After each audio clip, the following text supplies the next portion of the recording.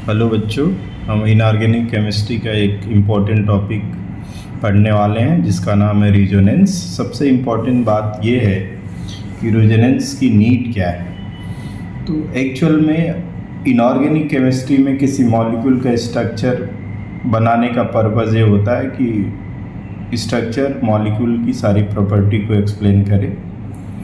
अगर एक स्ट्रक्चर किसी मॉलिक्यूल के प्रॉपर्टी को एक्सप्लेन नहीं करता तो हम एक से ज़्यादा स्ट्रक्चर बनाते हैं। इन स्ट्रक्चर को हम रिजोनेटिंग स्ट्रक्चर बोलते हैं और ऐसे फिनोमेनन को रेजोनेंस बोलते हैं। तो रेजोनेंस बनाने के पीछे का मेन मोटो है कि हम एक मॉलिक्यूल के सारी प्रॉपर्टी को एक्सप्लेन कर पाए। और हम ओजोन एक मॉलिक्यूल है जिसमें रेजोनेंस होता, उसकी प्रॉपर्टी को एक्सप्लेन करेंगे। रेजोनेटिंग स्ट्रक्चर कैसे बनता है इसके बारे में हम देखेंगे और उनका बॉन्ड ऑर्डर निकालेंगे। हमें पता है ओजोन एक O3 मॉलिक्यूल है जिसके अंदर 3 ऑक्सीजन एटम एक दूसरे से बॉन्डेड होते हैं। सबसे पहले अगर ओजोन का हम लुईस डॉट स्ट्रक्चर बनाना चाहें तो हमें पता है there is 6 electron in outermost of oxygen atom, और Lewis dot structure of oxygen atom ये हो गया। हमारे पास दूसरा ऑक्सीजन एटम है, similar there is 6 electron in outermost shell. One oxygen needed 2 more electron to complete their octet. That means oxygen share 2 electron to complete their octet, और ये एक स्ट्रक्चर बना लेगा जिसमें दोनों एटम का मॉलिक्यूल कंप्लीट हो जाएगा। और यहाँ पे इसका बॉन्ड जो पेयर इलेक्ट्रॉन आएंगे वो 2 होंगे, और इसके बाद ये कोवेलेंट बॉन्ड नहीं बना पाएगा। और ऑक्टेट कंप्लीट होने के बाद कोई फर्दर बॉन्ड बनता है तो वो कोऑर्डिनेट बॉन्ड होता है। तो ये ऑक्सीजन एटम जो एनदर ऑक्सीजन मॉलिक्यूल इसको लोन पेयर एक इलेक्ट्रॉन डोनेट करेगा और इस ये कोऑर्डिनेट बॉन्ड हो जाएगा। और ओजोन मॉलिक्यूल का स्ट्रक्चर जो होगा वो बनेगा और इस एटम पे 2 लोन पेयर रिमेनिंग रहेंगे, यहाँ पे एक, और ये कोऑर्डिनेट बॉन्ड होगा जिसमें तीसरे ऑक्सीजन एटम पे 3 लोन पेयर रहेंगे। अब हम थ्योरेटिकली अगर देखते हैं तो 2 ऑक्सीजन के बीच में जो बॉन्ड ऑर्डर होता है यानी नंबर ऑफ बॉन्ड 2 होता है, और इसकी जो बॉन्ड लेंथ होती है, बॉन्ड लेंथ वो होती 121 पिकोमीटर। अगर ऐसा हम बॉन्ड बनाते हैं, और सिंगल बॉन्ड की अगर बात करते हैं ऑक्सीजन के एटम में तो ये बॉन्ड ऑर्डर जो आएगा यहाँ से 1 आएगा, और इसकी बॉन्ड लेंथ जो होगी ये अप्रॉक्सीमेटली जो होती 148 पिकोमीटर होती है। बट एक्चुअल में ओजोन मॉलिक्यूल के अंदर कोई भी ऐसा बॉन्ड नहीं होता जिसकी बॉन्ड ऑर्डर 2 और बॉन्ड लेंथ इतनी हो। और एक्सपेरिमेंटली ये कंक्लूज़न निकाला गया है, एक्सपेरिमेंटली ये देखा गया है कि ओजोन के दोनों बॉन्ड इक्वल होते हैं। मतलब ये हो गया कि ओजोन मॉलिक्यूल के अंदर जो बॉन्ड लेंथ होती है वो बराबर की होती है, और इनका बॉन्ड ऑर्डर जो आता है अप्रॉक्सीमेटली 1.5 आता है, और इसकी बॉन्ड लेंथ होती है 128 पिकोमीटर के बराबर।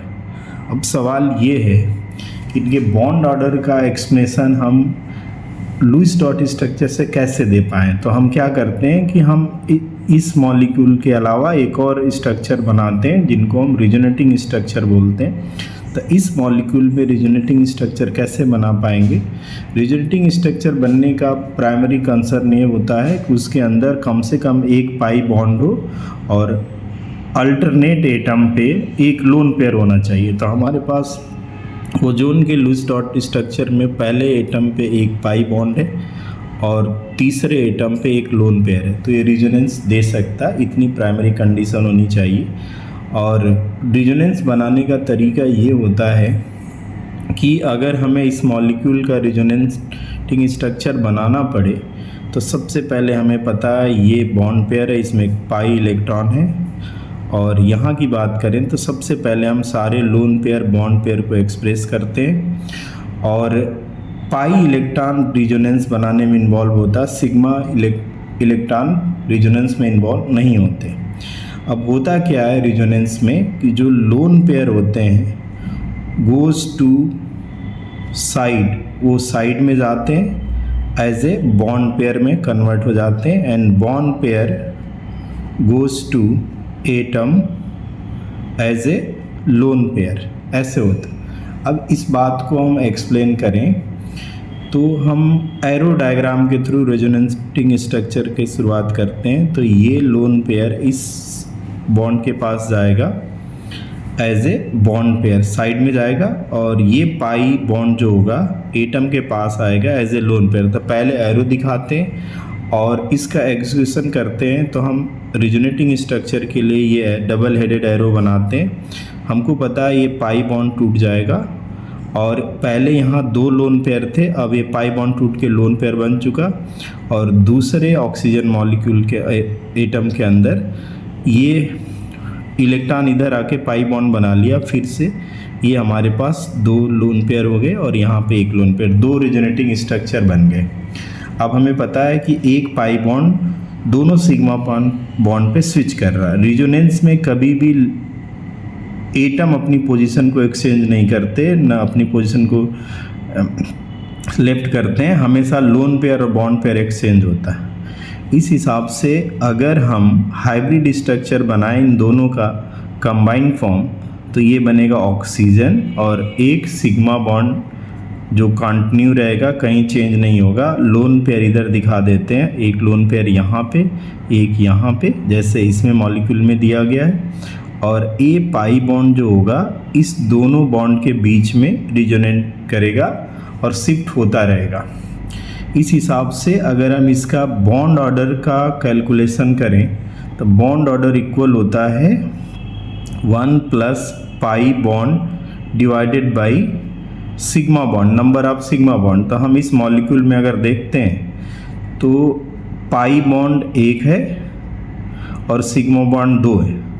पाई बॉन्ड 1 है और सिग्मा बॉन्ड 2, इसे डिवाइड करेंगे तो बॉन्ड ऑर्डर आएगा 1.5, जो एक्सपेरिमेंटल वैल्यू से मैच करता है। इसका मतलब ये हो गया कि ओजोन का मॉलिक्यूल का लुईस डॉट स्ट्रक्चर ये भी होगा और ये भी होगा, 2 रेजोनेटिंग स्ट्रक्चर बनाएगा, और ये जो कॉमन स्ट्रक्चर होता है इसको हाइब्रिड स्ट्रक्चर बोलते हैं। इसको क्या बोलते हैं? हाइब्रिड स्ट्रक्चर बोलते हैं। और हाइब्रिड स्ट्रक्चर की जो स्टेबिलिटी होती है वो रेजोनेटिंग स्ट्रक्चर से ज़्यादा होती है, उसकी एनर्जी कम होती है। और जो हाइब्रिड स्ट्रक्चर है और रेजोनेटिंग स्ट्रक्चर के बीच की जो एनर्जी का डिफरेंस होता है उसको हम बोलते हैं रेजोनेटिंग एनर्जी। इस हिसाब से हम रेजोनेटिंग स्ट्रक्चर भी बना पाते हैं और बॉन्ड पेयर भी कैलकुलेट कर पाते हैं। तो ये रहा आपका ओजोन का लुईस डॉट स्ट्रक्चर और रेजोनेटिंग स्ट्रक्चर। इस हिसाब से हम एनदर मॉलिक्यूल का भी रेजोनेटिंग स्ट्रक्चर बनाएंगे और बॉन्ड ऑर्डर कैलकुलेट करेंगे। हमारा नेक्स्ट मॉलिक्यूल होगा कार्बोनेट आयन। हेलो बच्चों, हम कार्बोनेट आयन के रेजोनेटिंग स्ट्रक्चर को बनाएंगे और CO का बॉन्ड ऑर्डर कैलकुलेट करेंगे। तो हमें पता है कि रेजोनेटिंग स्ट्रक्चर कैसे बनाए जाते हैं, और सबसे पहले हम ये जानना चाहेंगे कि actual structure of carbonate ion क्या है, फिर उसका रेजोनेटिंग स्ट्रक्चर बनाएंगे। जैसे कि हमें पता है कि ये कार्बोनेट आयन है, कार्बोनेट -2 होता।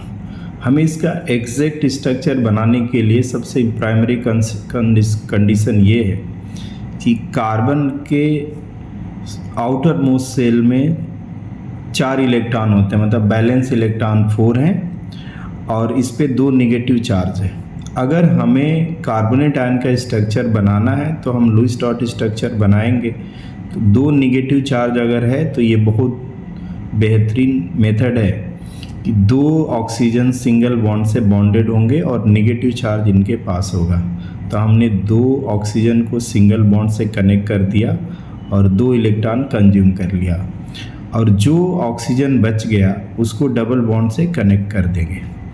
अब ये लुईस डॉट स्ट्रक्चर बनने के बाद हम इसके एक्यूरेट ज्योमेट्री फाइंड कर सकते हैं। जैसे हमें पता है number of hybrid orbital y निकालना चाहें तो एक पाई बॉन्ड है, ये सिग्मा और ये सिग्मा है, तो टोटल 3 सिग्मा हो गए। और सिग्मा बॉन्ड हमेशा हाइब्रिड ऑर्बिटल से बनते हैं। तो इस मॉलिक्यूल में 3 हाइब्रिड ऑर्बिटल होंगे जो 3 सिग्मा के बराबर होंगी, और इसका स्ट्रक्चर, इसकी ज्योमेट्री जो होगी sp2 हाइब्रिडाइजेशन के अकॉर्डिंग ट्राइगोनल प्लेनर होगी। कैसी होगी? ट्राइगोनल प्लेनर होगी। ये बात हमें क्लियर होगी कि ट्राइगोनल प्लेनर होगी। और इस मॉलिक्यूल को एज ए ट्राइगोनल प्लेनर हमें एग्जैक्ट ट्राइगोनल के हिसाब से बनाना है। तो ये बना देंगे। इसमें 2 लोन पेयर हो गए और ये 2 सिंगल बॉन्ड हो गए। इसमें 2 लोन पेयर, एक निगेटिव चार्ज, एक बाहर का इलेक्ट्रॉन है, तो ये भी लोन पेयर की तरह ट्रीट होगा। और यहाँ पे ये निगेटिव चार्ज रहेगा और इसको लोन पेयर की तरह ट्रीट करेंगे। हमें ये देखना है कि इसके रिजोनेटिंग स्ट्रक्चर बनाएं तो कैसे बनाएं। तो हमें पता है किसी भी मॉलिक्यूल का रिजोनेटिंग स्ट्रक्चर बनता है तो उसमें एटम अपनी पोजीशन को एक्सचेंज नहीं करते, और रिजोनेटिंग स्ट्रक्चर के डिफरेंस को हम बनाने के लिए डबल हेडेड एरो का यूज करते हैं। और हमें पता है कि एक पाई बॉन्ड होना ज़रूरी है और थर्ड एटम के ऊपर लोन पेयर होना ज़रूरी है। तो हमारे पास इधर भी लोन पेयर, इधर भी। जितने सिग्मा बॉन्ड रिमेनिंग है उतने रेजोनेटिंग स्ट्रक्चर बनेंगे और ये पाई बॉन्ड 3 जगह शिफ्ट करेगा। शिफ्ट करने का तरीका ये है कि लोन पेयर को इस साइड में ले जाएंगे और इस पाई इलेक्ट्रॉन को बेटा हम इधर शिफ्ट करने का। यहाँ पे हमने एरो दिखाई, एरो के हिसाब से अगर यहाँ स्ट्रक्चर बनाए तो यहाँ पे सिंगल बॉन्ड हो जाएगा, पाई बॉन्ड टूट जाएगा एज ए लोन पेयर के फॉर्म में, और यहाँ निगेटिव चार्ज आ जाएगा।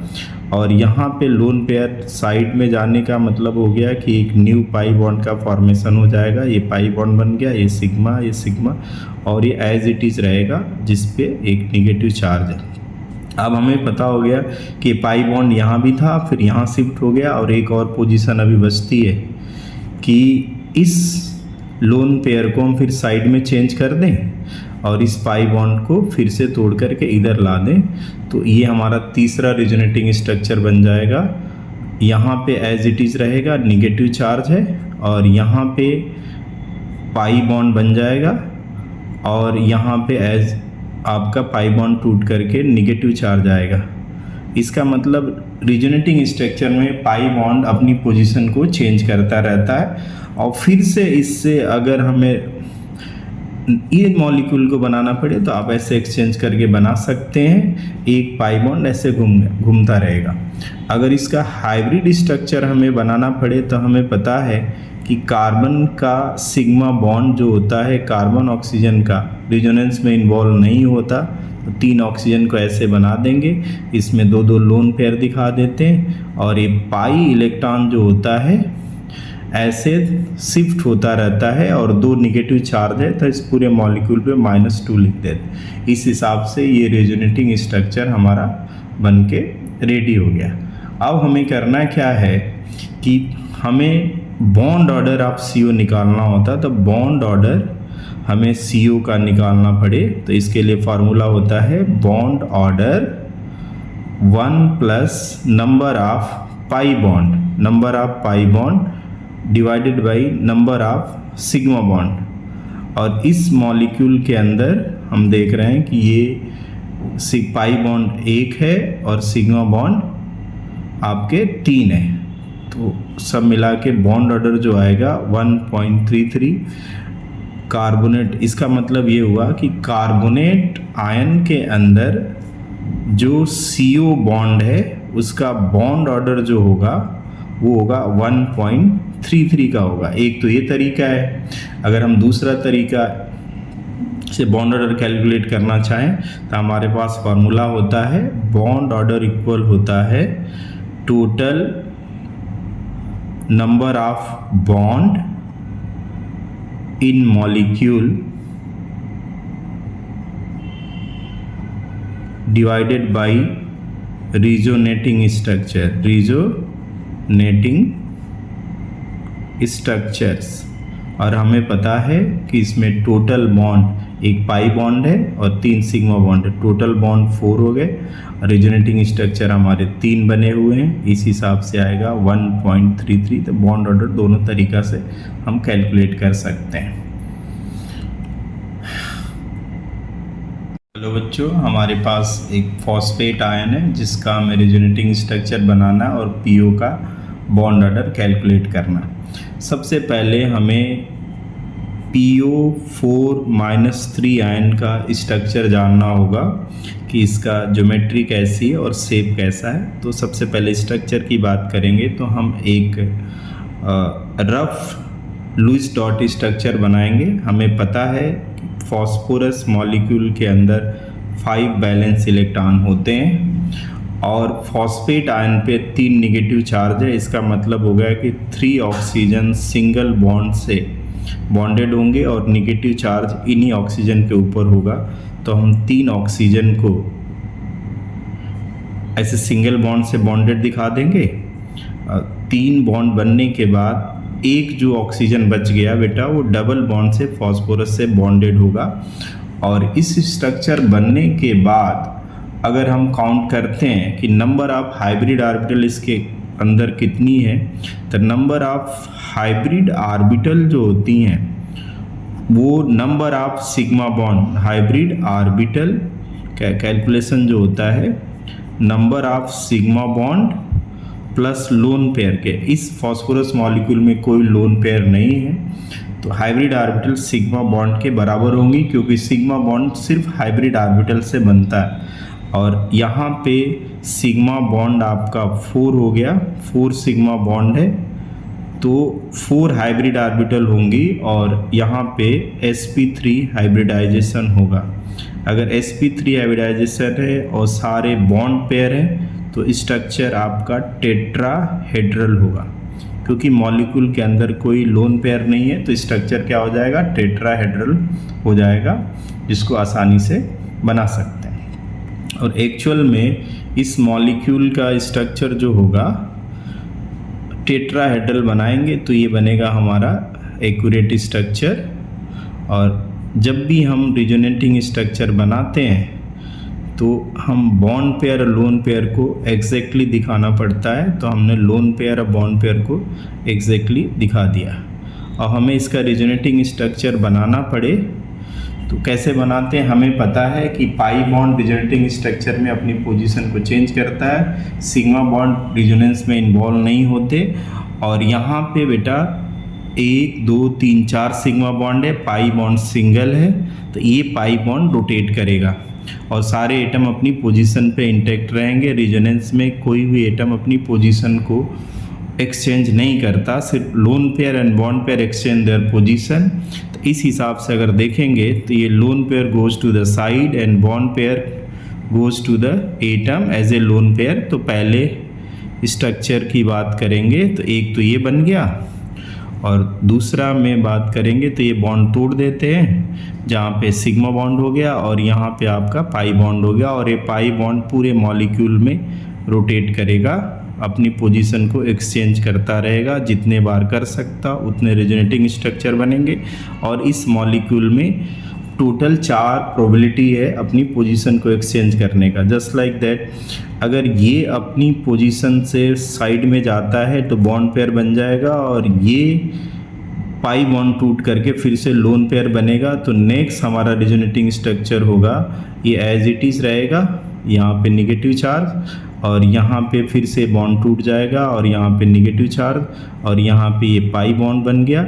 अब हमारे पास अभी एक बॉन्ड है जहाँ पे पाई बॉन्ड नहीं आया है तो हम क्या करेंगे कि इस लोन पेयर को साइड में डालेंगे और बॉन्ड पेयर को फिर से तोड़ देंगे।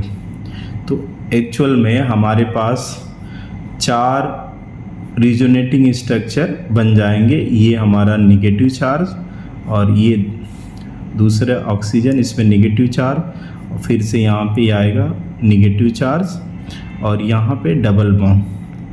अब पूरे रिजोनेटिंग स्ट्रक्चर में आप देख सकते हैं पाई बॉन्ड 4 सिग्मा बॉन्ड पे रोटेट किया तो ये बन गया हमारा second resonating structure, this is the third resonating structure and this is the 4th resonating structure.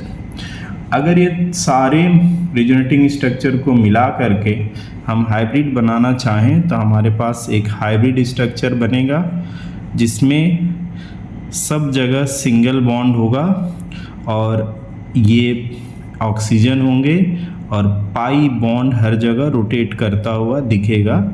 और इसमें हम 2 लोन पेयर दिखा सकते हैं ऐसे।